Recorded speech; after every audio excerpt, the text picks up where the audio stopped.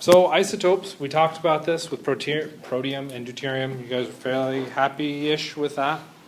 There was some debate at the end about where the percentages come from. Okay, so when we talked about it in class, I went through and told you that protium made up 99% of all hydrogen, and that deuterium makes up 1% of all hydrogen. And we had this question of how would you be able to solve what the actual atomic mass was if you weren't given those percentages? Okay? And the answer is you wouldn't. Okay? Those percentages need to be given to you in some form or another. There are ways that you can calculate them if you're given one. Okay?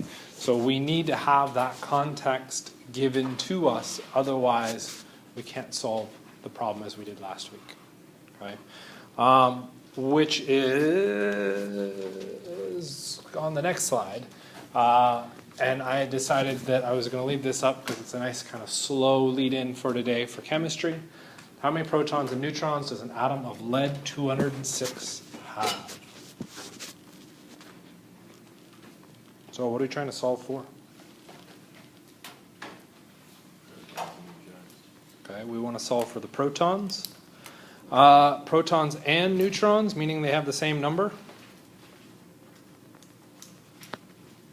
Would that be a good way to format it like that? Probably not, because are the protons and neutrons necessarily the same? No. So I would set it up as two lines, and because I have the freedom of color, I could go ahead and actually establish that as two separate colors so that I can see both visually with the color differences and on separate lines that those are two separate solves, those are two separate calculations. Okay? That way I don't get them confused and say they're the same thing. Okay? Yeah? There are 82 protons and 124 neutrons. Okay. Where did you find the information about the protons? I looked up in the periodic table and it's the atomic number. So you look at the periodic table and you see lead written on the periodic table. PB. Okay, so our first step is a translation. We have to translate the word lead into the symbol on our periodic table, and we know that lead equals Pb. When you look at Pb on the periodic table, you also recognize, because I lost it, there it is, that its atomic number, because I don't want to write out number, is 82. And from what we remember about our atomic number is the atomic number was the number of protons. So we now know the number of protons. Also on the periodic table we have the atomic mass. Okay. Did you use that? No. No. Why did you not use the atomic mass given on the periodic table? It asked for lead-206. Okay. The atomic mass on the periodic table is not for an individual isotope. It's for all types of isotopes averaged together their mass. Okay. So when we look at the formula or the name of lead-206, that is telling us all we need to know. Okay. Lead sets us up with the symbol, okay, and we know that because how do you know the symbol for lead was Pb? Okay, it's been taught to you. When ultimately there was a list somewhere that I told you to memorize, because I would make the argument that I didn't actually teach you that. I'll kind of take credit for it, but I shouldn't. Okay. Once we know the symbol, we can use the periodic table, which I'm going to abbreviate PT, to then tell us the atomic number. Because we know what the atomic number means, we now have the number of protons. Okay. So what was a process that was probably relatively short in your head, Nick, right? We at least did all of those kind of cognitive steps. A failure anyway through that cognitive step line means that you don't get the answer right. Okay?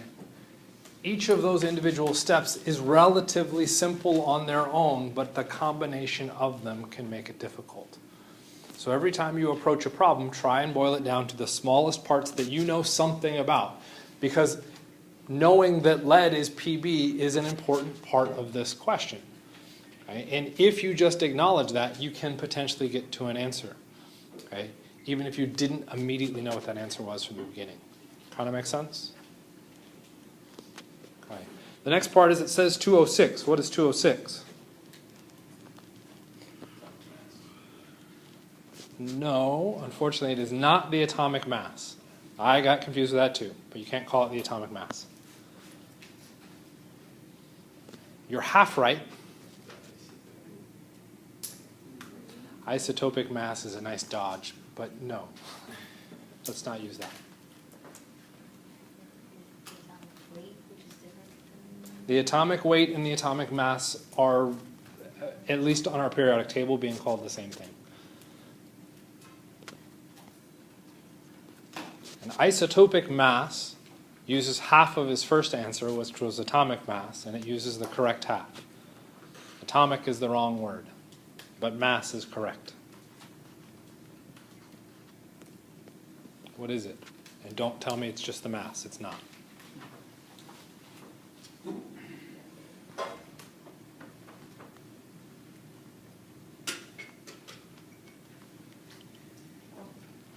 It's the mass number. What is the mass number?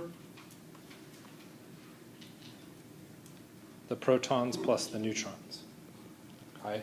Because we know the protons were 82, and we know the sum of them together was 206, we go through and say 206 minus 82, and it sounded like, Nick, you already did that math? 124? Mm-hmm. And we get 124 neutrons. Does that make sense?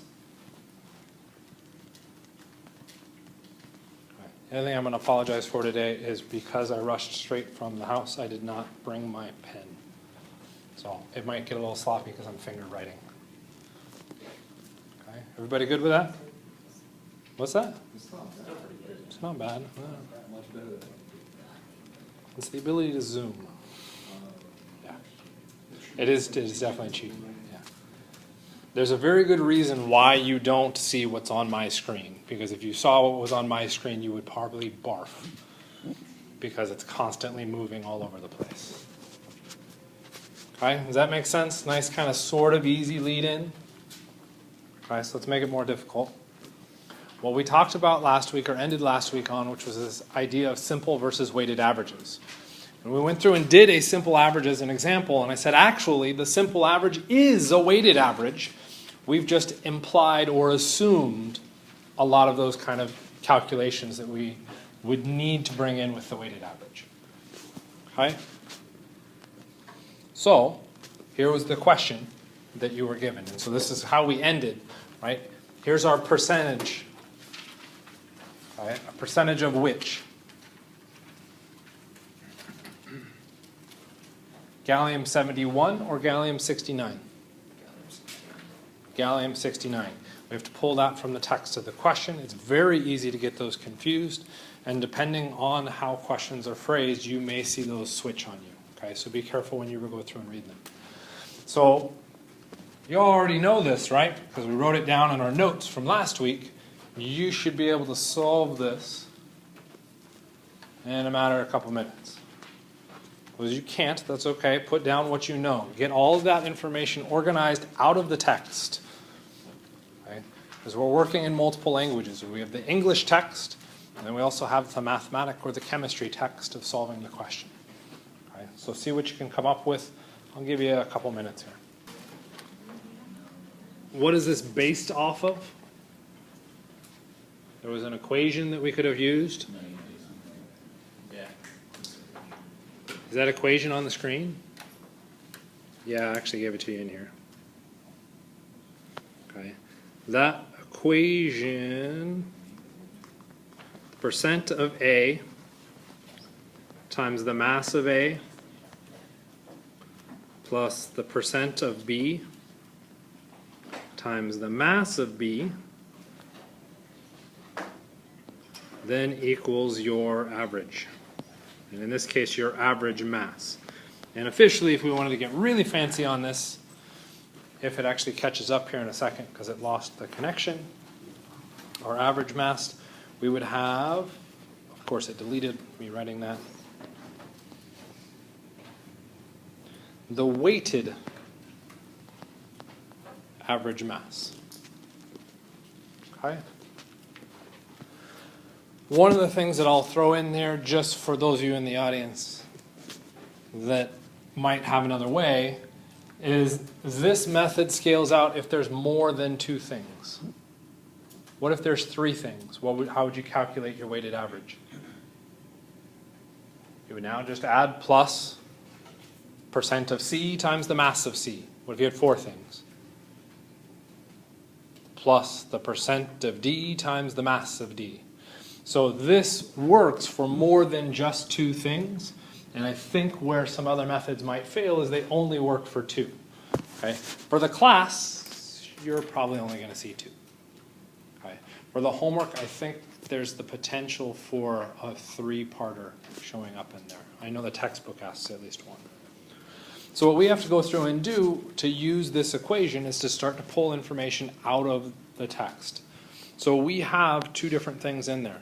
I would argue we have A as gallium-69 and B as gallium-71. Okay? This can help me simplify my calculations or my setup because I know for A, what information do I have? What do I know about A? I know the mass. It's 68.926 AMUs.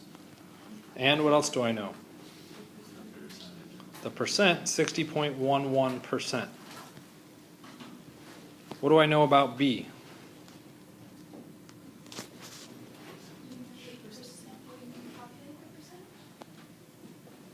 Okay.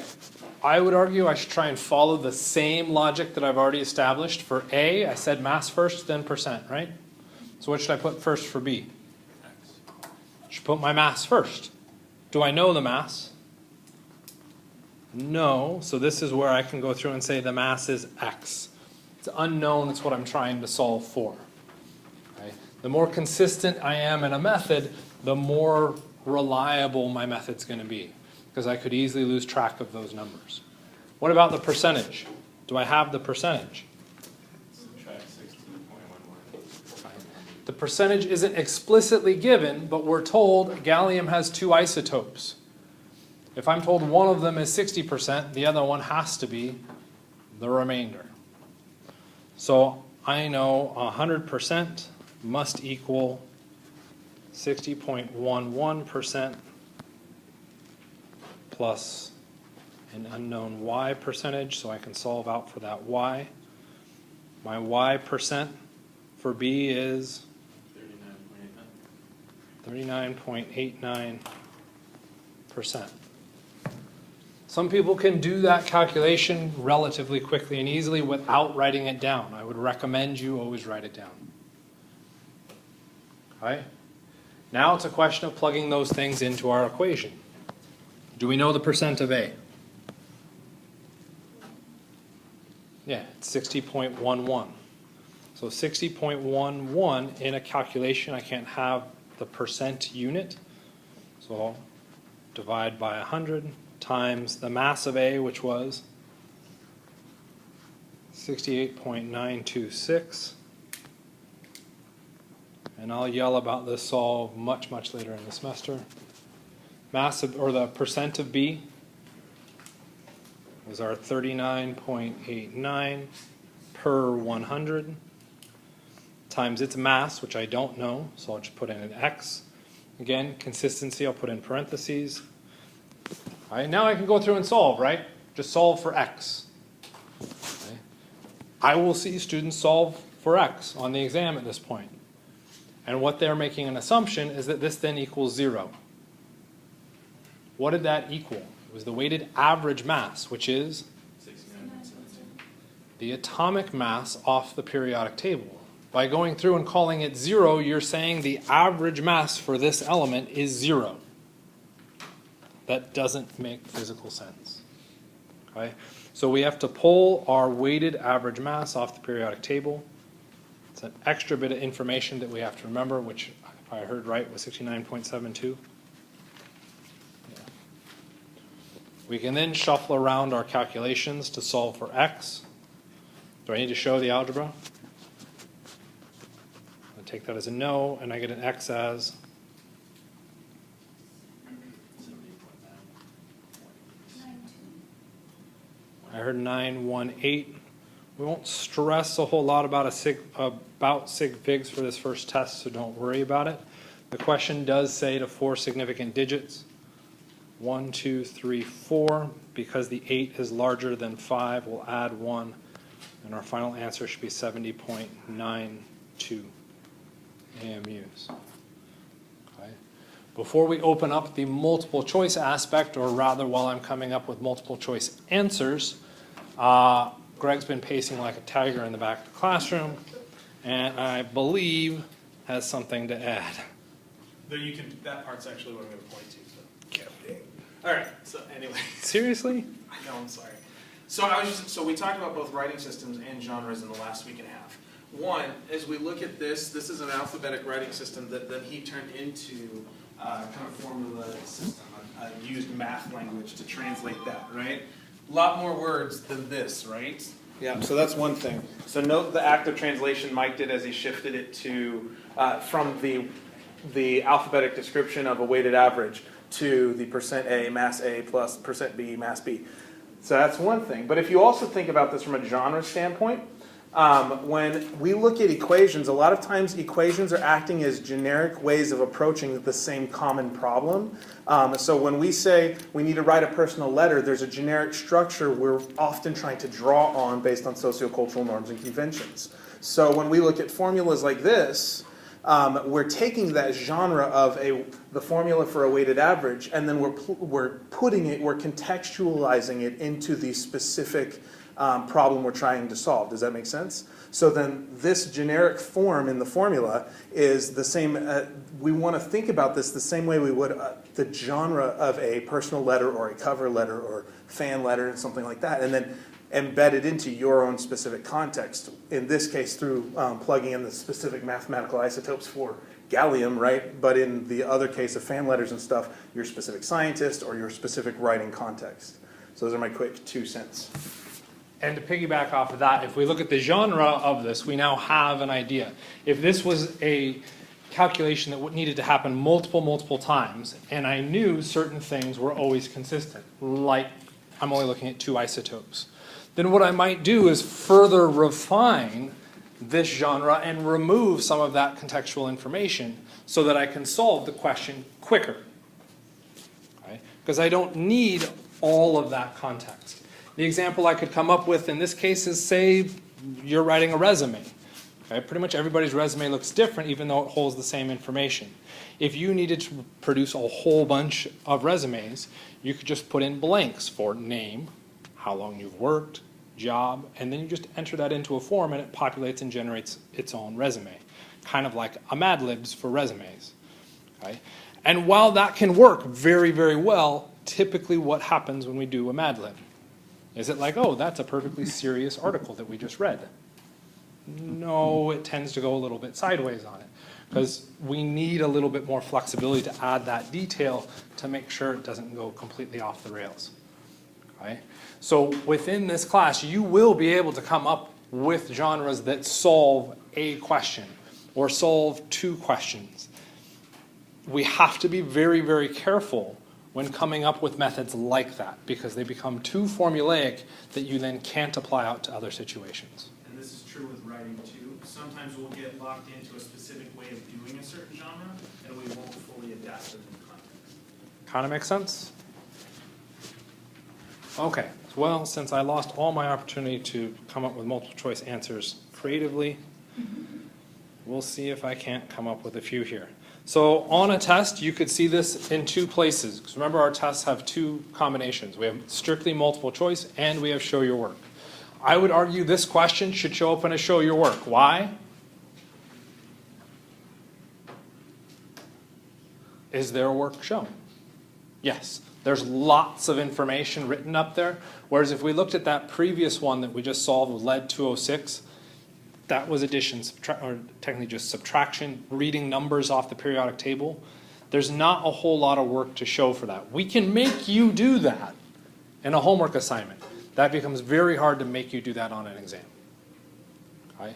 So the question that we just looked at with lead 206, that's probably strictly multiple choice. This might show up as a blend. Okay? As a show your work and potentially multiple choice answers. Okay? In the future, you may take a test where you just have the multiple choice answers. Do you have to show all your work? Okay, well, if it's multiple choice, arguably no. Do you need to show all your work? Well, let's take a look at some potential answers. And like I said, it's hard to be creative. Or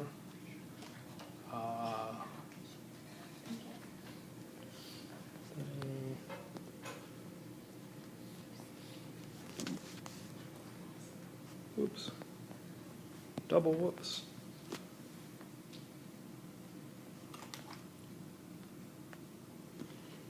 Yep, we'll accept that. And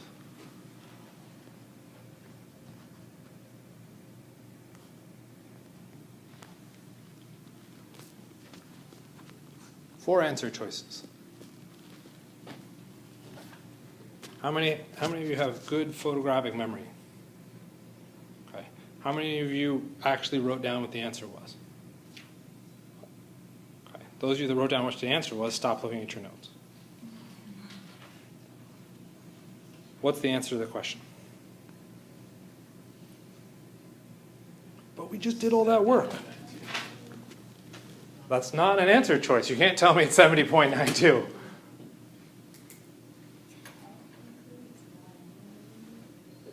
There's not an option that's none of the above either. So also, technically, you can't answer that either. Why are you setting 70.908?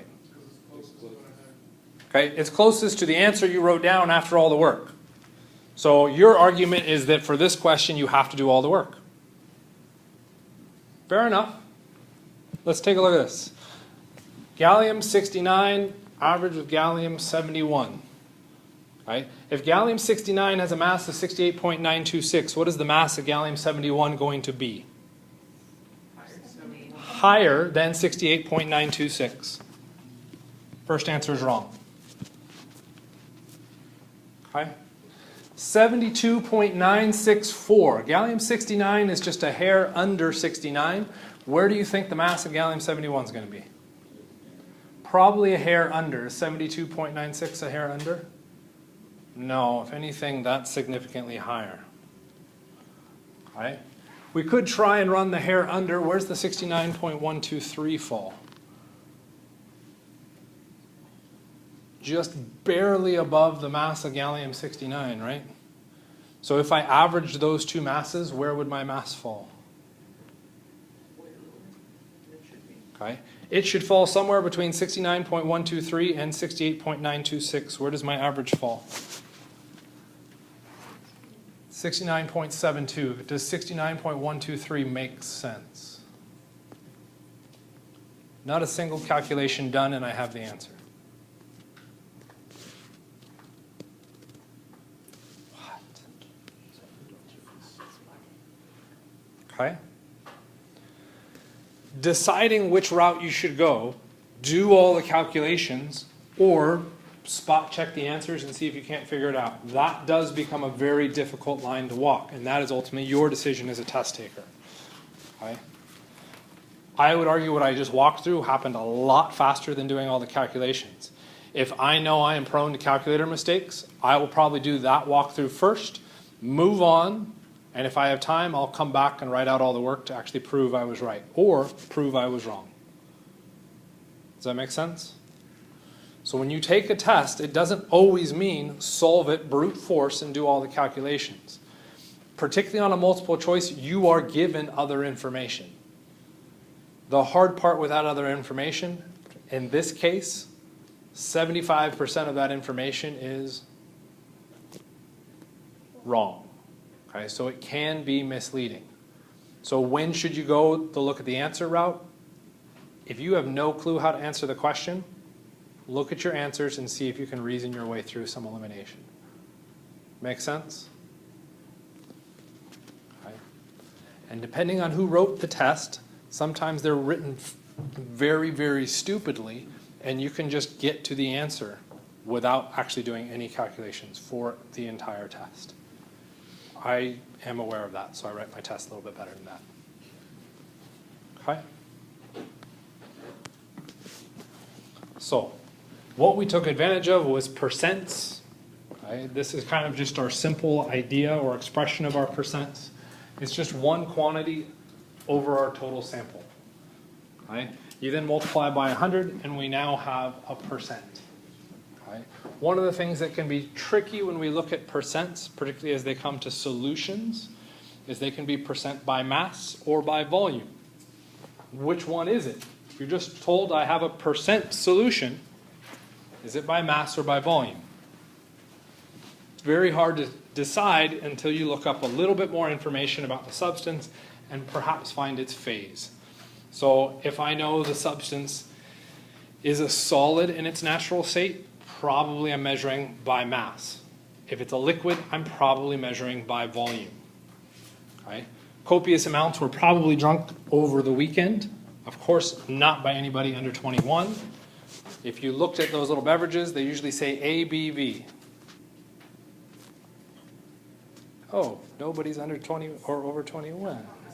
Alcohol by volume. Why are they adding the by volume? Because somebody in that industry had a decent brain and actually attached how it was being measured to their observation, which is kind of nice.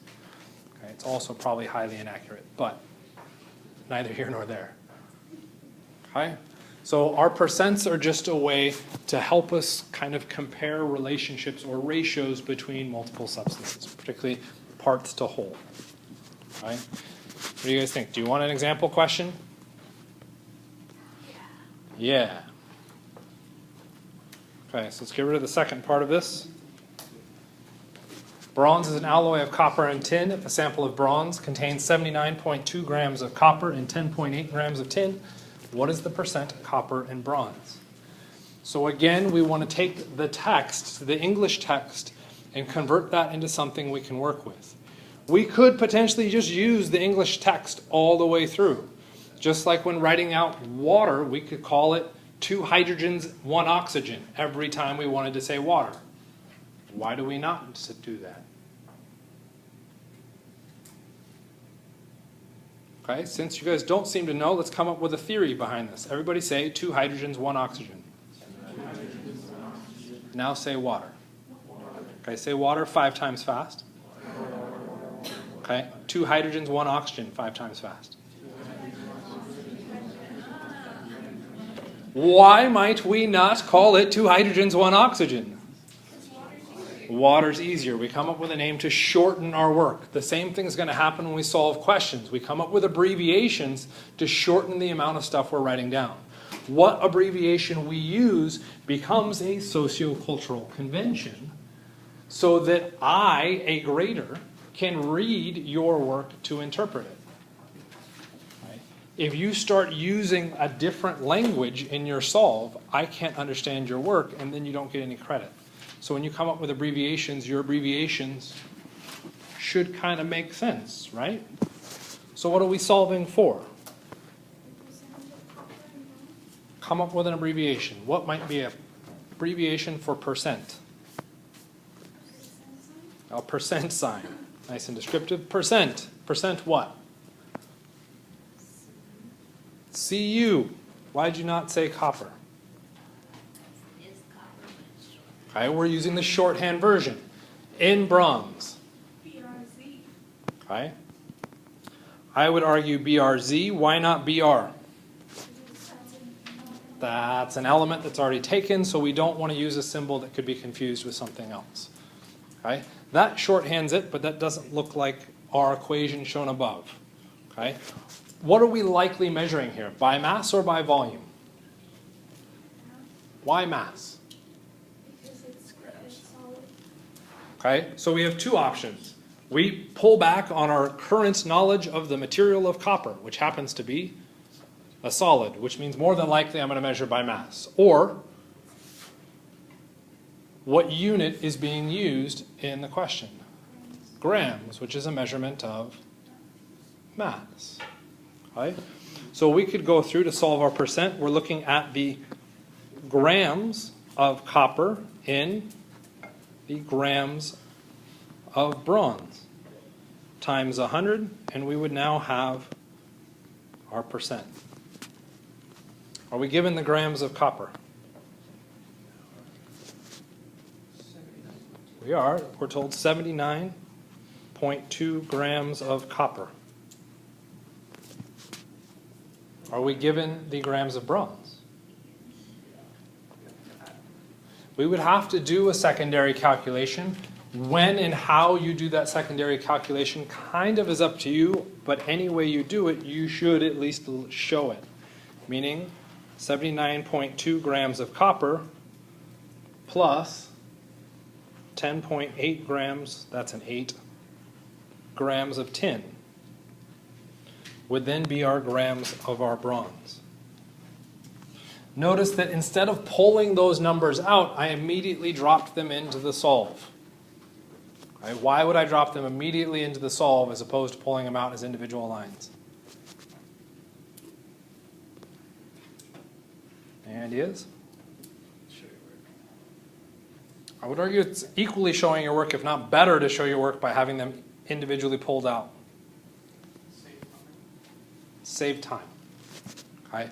I've decided that this calculation is simple enough that I don't need to individually outline it. I'm going to start dropping them immediately into the formula. Okay? Problem with that is if my time saver is wrong, I just shot myself in the foot. Okay?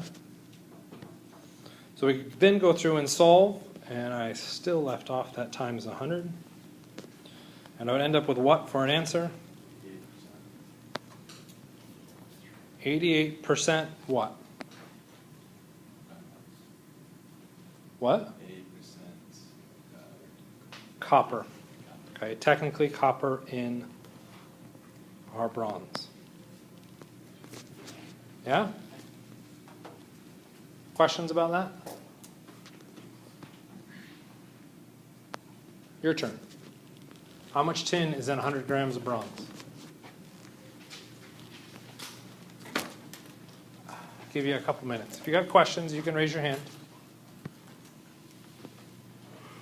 If you wrote good notes, you also have some information you could use. Or if you happen to look at the lower left-hand, right-hand corner of the slide, that might help too. Remember to solve it in a way that a reader can interpret. Which is another important aspect. Remember, I need to be able to interpret your work. So if you just write down an answer, if this is a show your work question, then that doesn't work. I don't know where you got that.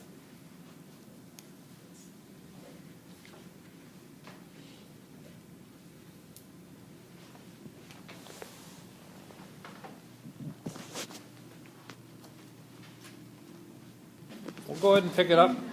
This is one way to set it up. I've seen this commonly, and it does work in a lot of cases. One of the reasons why I don't like the method as it is formatted is that this solves one question. Okay? We will move into situations where we have to do multiple calculations, and those calculations are easier and less likely to make mistakes if you string them together. Okay? So let's clear that. Let's not clear that, because I think I can squeeze it in next door. Okay, so I know I have 100 grams of what? Bronze. And what am I trying to get to? Grams of tin. Okay, so I'm setting up an equation. What I want on the right-hand side and what I start with on the left-hand side. Okay, does grams of bronze show up on the right-hand side of the equation? So when I reference left and right, we pick equals as the center point. Does anybody see grams BRZ on the right-hand side of that equals? No. Okay, so I need to do something in that big open white space. Somehow in that big open white space, that grams of bronze, that GBRZ, has to disappear. Okay? It doesn't just go into a magical box and disappear. Something has to get rid of it. How do I get rid of that symbol?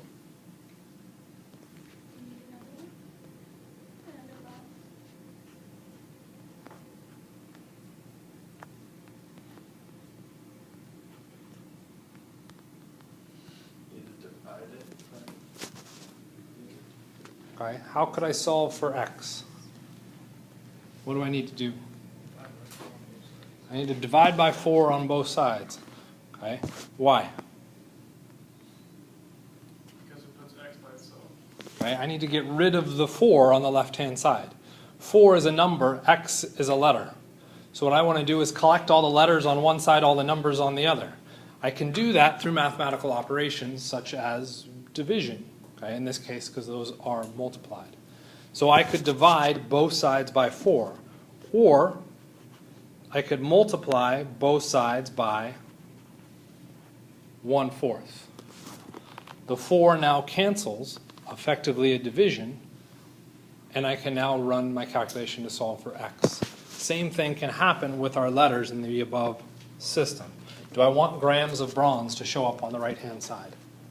No, it needs to disappear. For that unit to disappear, I need to multiply by the reciprocal or just divide by bronze. If I did that, though, grams of bronze comes in over here. Right? So I need to relate this grams of bronze to some other unit so that the thing in red equals 1. Okay? There's an equality there. Okay? Before we get into the numerics of that equality, what other unit needs to show up? Take a look at my answer. What do I have here? Grams of tin. Grams of tin on the left-hand side of the equation. No. Okay, so what does that mean? It has to show up in my red box. I don't have a choice. It has to be there. Okay? Where should it show up? In the top or the bottom? Where does it show up in the answer? On the top. So where should it show up on the left-hand side? On the top. Because if it showed up on the bottom, they aren't going to equal each other. They're in opposite locations. Where's the relationship between the grams of bronze and the grams of tin?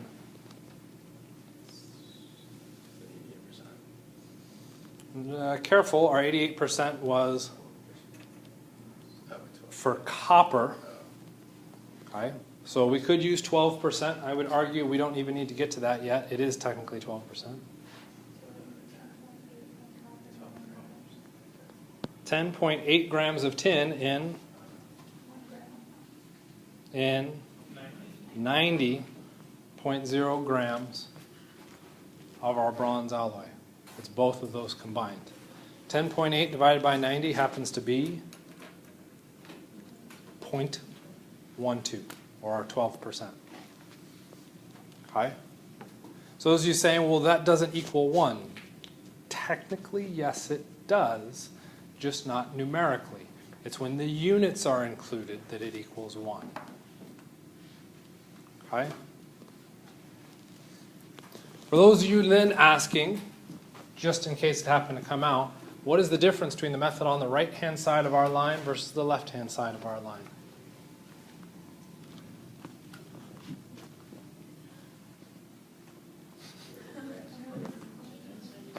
There really isn't a difference. Right? If we take a look at the left-hand side, we had 10.8 grams of tin over 90 technically I should have a 0 there, grams of bronze. That is exactly what's in our parentheses. And then I have the 100 grams of bronze out front in where? Top or bottom? Top. Notice the 100 grams of bronze on the left? Do I want it there? No. To solve for x, what do I have to do? Multiply it by both sides so that 100 grams shows up on the left-hand side of the equation where? Up top, exactly like is shown over there. Okay. Mathematically, we are doing the exact same thing. It's just a question of a frame of mind on which is easier for you to see. Most people pick up the proportions faster. Okay. There is nothing wrong with doing proportions. Okay. The issue becomes a trial of multiple proportions. And when you string together multiple proportions in their own individual calculation, you increase the odds of making a mistake and thereby getting the answer wrong. If you can string it out into a line and get the proportion already fit into a single calculation, it can make life easier for multiple conversions. Okay? The hard part here is shifting from, in algebra you would see this, and each quantity would be represented by a single letter. And it's a lot easier to see it when it's x's and y's or d's and t's. Bring in the next part that, yeah, when you look at your algebra class, you have numbers and you have letters, right? You don't have compound letters. You have compound numbers, and you're used to working with that. If I write 9, 0, you would tell me 90, not 9 and 0. Okay, so you're used to that system. You aren't used to working with compound unit systems. When we think about algebra, it's x, it's y, it's z, not GSN. And for that matter, not GSN, but G space capital S lowercase n being one thing.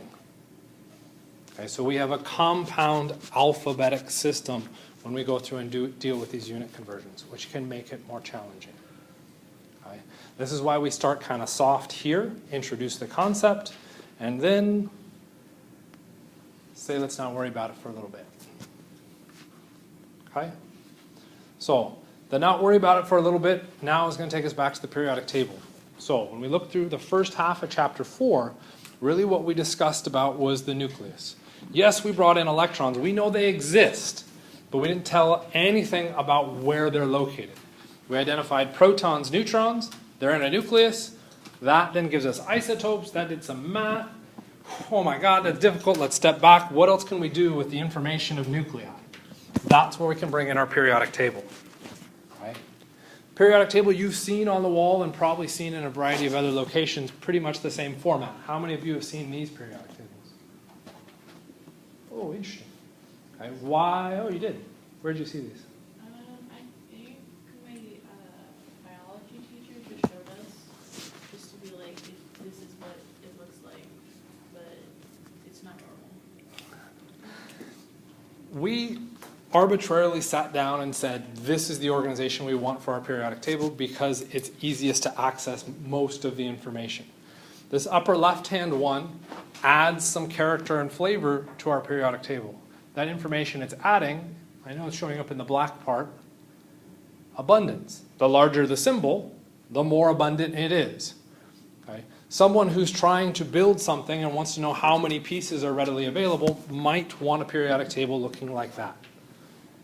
Might is a bit of a stretch. That's more just to be funny than anything else. Okay?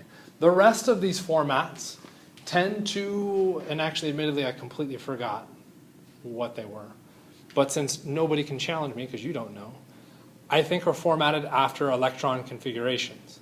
So looking at how electrons are built into our atoms. Right?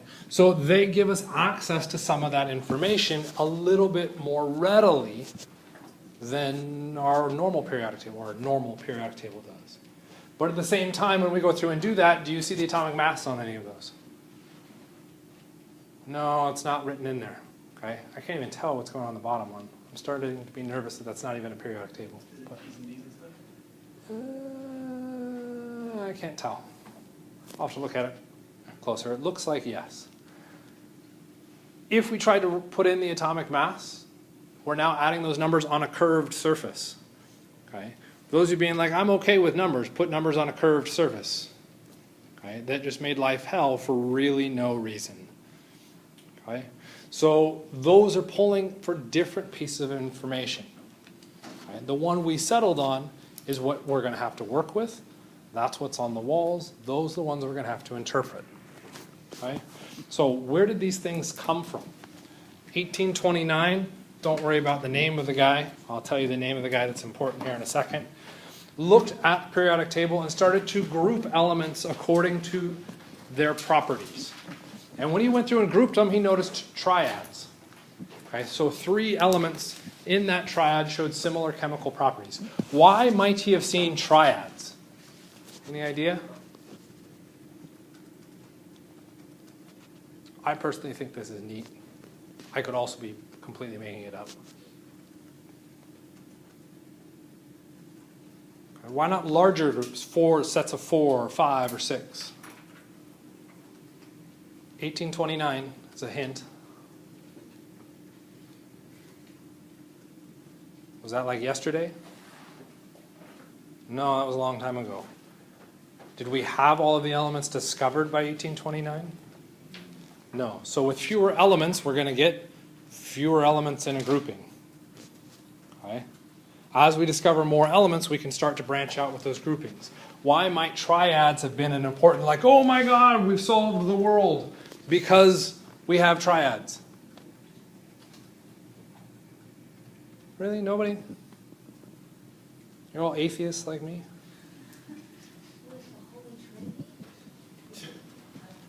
Holy Trinities. Right? We're looking for patterns in what we see. We have religion with a Holy Trinity. What are we going to try and find in nature? Sets of 3 to match the Holy Trinity. Right? Why? We're humans. We try to find patterns. It's exactly what we function as. Right? In that pattern searching, that's probably a reason they settled on triads and said, this has got to be the way it is. Okay? What did they do a little bit later? Okay? We jumped up to 62 known elements. If we tried to set that up by groups of 3, first of all, that's not divisible by 3. Okay? And then that's a lot more groups than that's not true. Let's avoid that statement. Not divisible by 3 is true. Okay? But when he went through, he noted groups of 7. Okay? And in the groups of 7 weren't ordered according to properties, but that when you organize them next to each other, they cycled. Okay? And so if we went through an individual row, I went through 7, and then all of a sudden it started repeating chemical properties. So every 7 I went through got a new repeat of properties. Okay? This became known as the law of octaves. Why octaves? Musicians? Okay. I have no idea if he's a singer or not. But again, to our patterns. What has been in existence for a very long time? Music. Okay. Again, how do I match this to patterns I already know exist? Okay. I won't bring that one up because we're running a little bit It should also behind. be noted that the number 7 is also a biblical number of completions. Yeah. Oh, I didn't know that either. So there you go. Learned something new. Remember, atheist. Uneducated atheist, I should elaborate. Mendeleev is really where this centered on. Mendeleev came through and proposed that the chemical elements repeat according to atomic mass. Okay? That statement is wrong. But the part that makes Mendeleev so powerful is that when he went through and organized his periodic table, we've got an example of it here, made to look nicer, he dropped in these things called ekas. Okay? When we look everywhere else, there's no repetition of the same symbol. And yet eka shows up a whole bunch. Why do we have a bunch of ekas? What are ekas? He's guessing the existence of Eka is similar to. That's it. So when he organized his periodic table, he said, there's 2 things that should be similar to aluminum and yttrium. Okay? There's a gap there. There's a hole in my periodic table. You guys screwed up and haven't found those elements yet. That's kind of ballsy, right? It's coming out and telling the world, you haven't done your job right because there's 2 things missing here because I'm right. You could also do it for below titanium. Okay? So that was called eka-titanium, eka-aluminum. Run into an issue here. We might call this eka-eka-aluminum. Okay? Just notice those gaps. And what is powerful and why he gets credit for the organization of the periodic table is that not only did he say there's a hole here, but he said this element has this mass. It is this color. It reacts this way. You're like, well, anybody could just do that, but he was right. Okay? This is like someone today predicting, shoot, I don't have the year on there, predicting 20 years out the future exactly right. Okay? That's what he did. And he's made famous for that. He also made a lot of horribly wrong guesses. Okay? But nobody talks about those. Okay? Okay, so let's take a look at an example here. The textbook kind of outlines this nicely. We have ekasilicon 1869. He says this exists. Germanium was discovered in 1886. So we got roughly 30, somebody else do the math. 20 years? Yeah, 19 years? Okay. 17 years. Germanium versus ekasilicon. So if we take a look, there's silicon, there's germanium. Okay. So 20 years before its discovery, these were Mendeleev's predictions. It's gray. 95% of all the elements on the periodic table are gray. So, woohoo. Its atomic mass, so 72. Being able to predict my weight in 20 years, okay, that's not bad. 72.6. That's a little out there. Its density. So not only what my weight is, but how it's distributed through my part or my body. 5.5 versus 5.32. So that'd be like figuring out how much fat you're going to have on you. Yeah. So not just my weight, but what's my body fat percentage in 20 years. Okay? Its melting point. We can't all be perfect, right? Very high. 937. That's pretty high. Okay? How does it react with oxygen? Okay, it reacts one of this eka element to two oxygens. There it is. Okay, its density. The density, and get this. So the density of the first one was the density of me, my body fat in 20 years. This next one, the density of the oxide, is the body fat of me combined with my wife in 20 years. What? Okay. How it reacts with chlorine, the boiling point when it comes to the chloride. So these are pretty like, you're full of crap. 20 years later, they're right. Okay? That's why Mendeleev gets a lot of credit. Okay? It's pretty impressive, the predictive ability. And he's able to come up with that prediction by looking at patterns and trends. Somebody's going to go through and report on Mendeleev and may have some other interesting details to add. Okay? The noble gases and ultimately nuclear charge. So remember, that was what? Discovery of germanium. We're looking at Mendeleev, 1870s, 1880s. When did we discover an electron? Like 20 years after 1886. We don't even know what an electron is. And he's coming up with these predictions. Okay? As we progress with our knowledge, 1894, we find some new species. 1894, we get argon, followed by these other guys. Okay?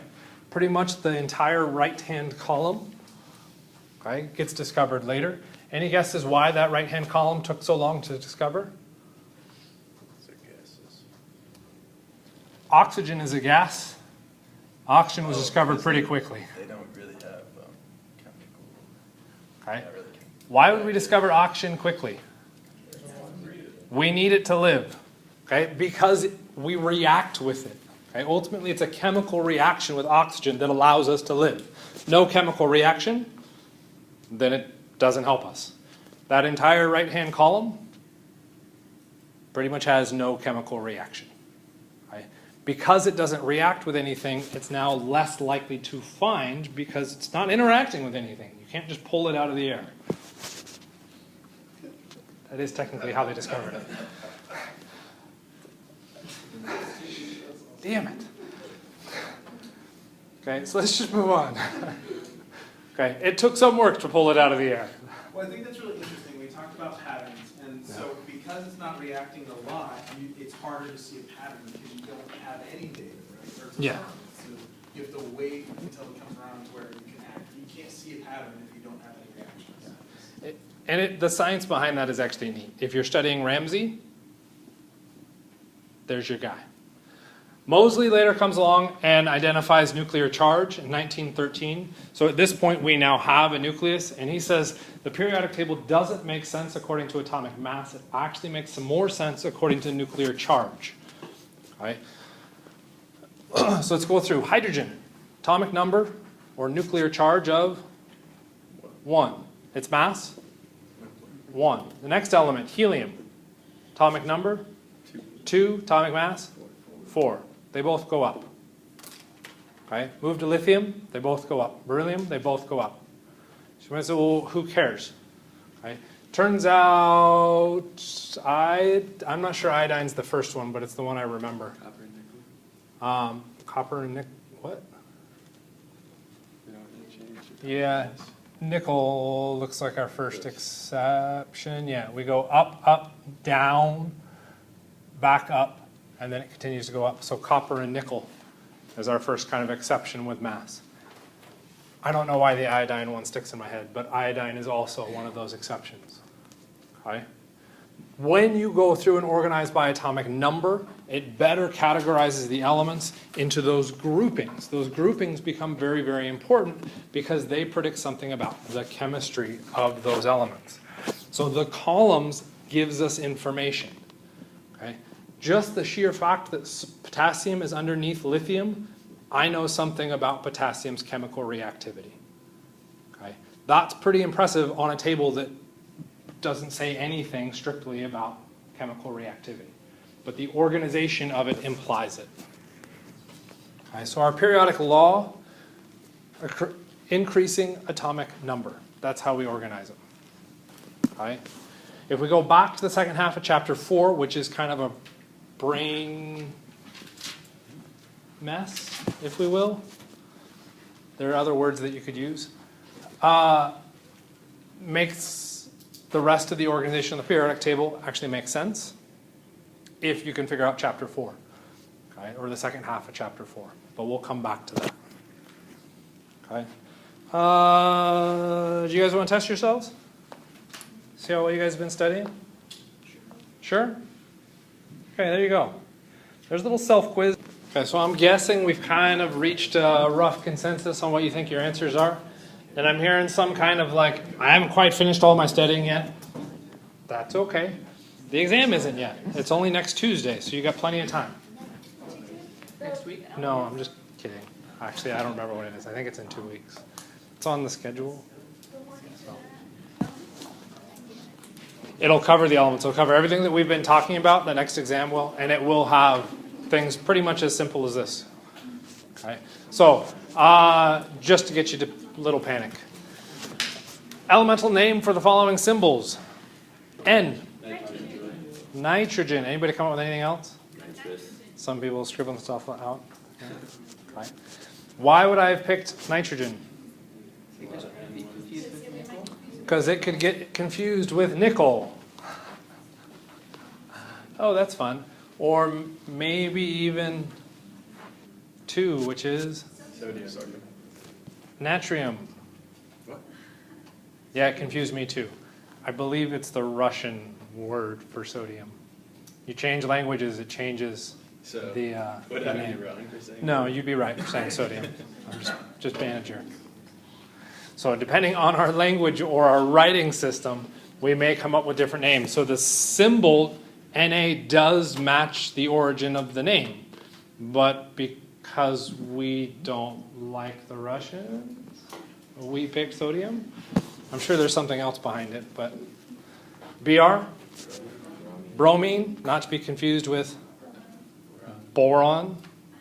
I was going to say bromine, but that's Okay. Yeah, that's not on the recording. there's Silver, Ag. Why is that a fun one? Because it's next to gold. Okay. Some people remember silver because it's next to gold. I think that's how I remembered it. It's just being weird. But we also have the element Si and S. Si being silicon and silver, or sorry, sulfur. Okay, so there's lots of S's. Potassium. K. It's another fun one because the symbol is K, and we have P for potassium, or for fudge. P for phosphorus. And we also have PO for polonium somewhere on there, towards the bottom-ish. Okay? So review these. Typically the ones that look like they'd be confusing, those tend to be the ones that get asked on exams. Okay? So as you flip through them and running your note cards, make sure you pay attention to that. Okay, so now all together, because we're all going to have the exact same answer for 7. What is the most important step of the scientific method? Wrong. Wrong. The answer is failure. Failure is the most important part of the scientific method. Okay. So that was an opinion one. It didn't really matter, but I just wanted you to at least think about it. Okay. We've got some more kind of fact stuff to kind of skip through on our periodic table. Admittedly, I almost always get these confused, so feel free to call me out on them. You will need to know them and get them straight. So this is one of those ones where I expect you to know it even though I screw it up. Okay? A vertical column, up, down, is known as a group or family. Okay? The horizontal row on the periodic table, left to right, is a period or series. Okay? So you do need to know those differences. This periodic table has some extra labels kind of added on it. The very first column is known as your alkali metals. The second column is the alkaline earth metals. Okay? You might see a question on the name of those individual families. Okay? But it kind of comes up to if I have enough other test questions to ask. Okay? Between those two, alkali metals, alkaline earth, I always got them confused until I realized alkali metals is really only... We look at the difference between those two names. The metals is the same, right? So what's left if I cross out metals for alkali? How many words? One. In which column? If we look at the next one, alkaline earth, if I get rid of the metals, I have 2 words. So it's the second column. That is insanely dumb, but that is the only way I know that difference. Okay. On the far right, actually not quite the far right yet, that light green section through the middle is known as our transition elements. Okay. What is the name for elements underneath nitrogen? Hey, it's not that bad. They're known as the pnictogens. Notice they aren't listed up there. Why not? I don't expect you to know it. I wouldn't say not important. I just like saying pnictogens. Oxygen. It's a fun word, by the way, because some of you laughed. Go ahead. No, the pnictogens. Okay, no one wants to say it. I think it's a fun one. Oxygen. Family for oxygen. The chalcogens. Chalcogens. Next slide, I swear to God. I swear to God. Last or not last column, the column with our fluorine. He said, I swear to God, as a professed, uneducated atheist. It's true. Halogens. We have our halogens, okay, and then we have our noble gases. So those 5 categories are the big ones. Alkali metals, alkaline earth, halogens, noble gases, and transition metals. You need to know those. Okay? The pnictogens and the chalcogens you don't really need to know about, but I think they're fun. And it's spelled cool. I mean, come on, there's a silent P. Okay? It's just cool. So those are some of the kind of common family names behind those. Let's look at some physical properties, because I personally like this, and it tends to cause a big harumph, so it's a good harumph to end on. Given the above information, what is a reasonable density for potassium? How might we answer this question?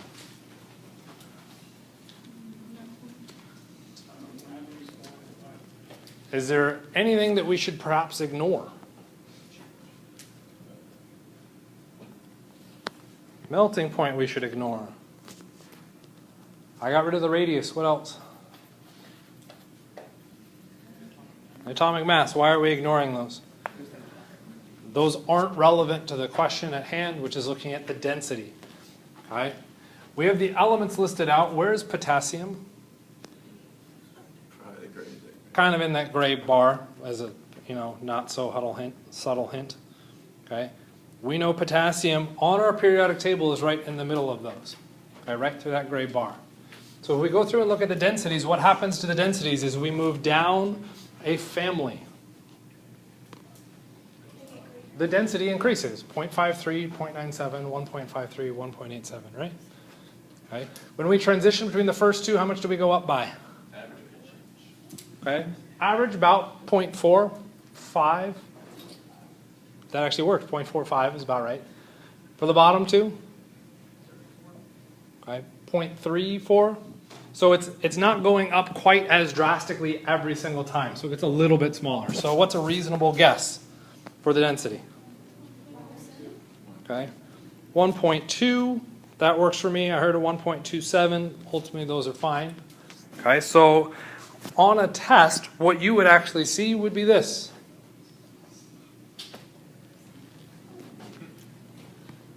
Right? Everybody read that? Or sorry, ignore the read statement for a moment. So what would our answer be? B. Okay. 0.72. Why is 0.72 not reasonable? Okay. It doesn't follow the trend. It goes the opposite direction. That seems a bit weird. Okay, 1.23 follows the trend. 1.7? Too large.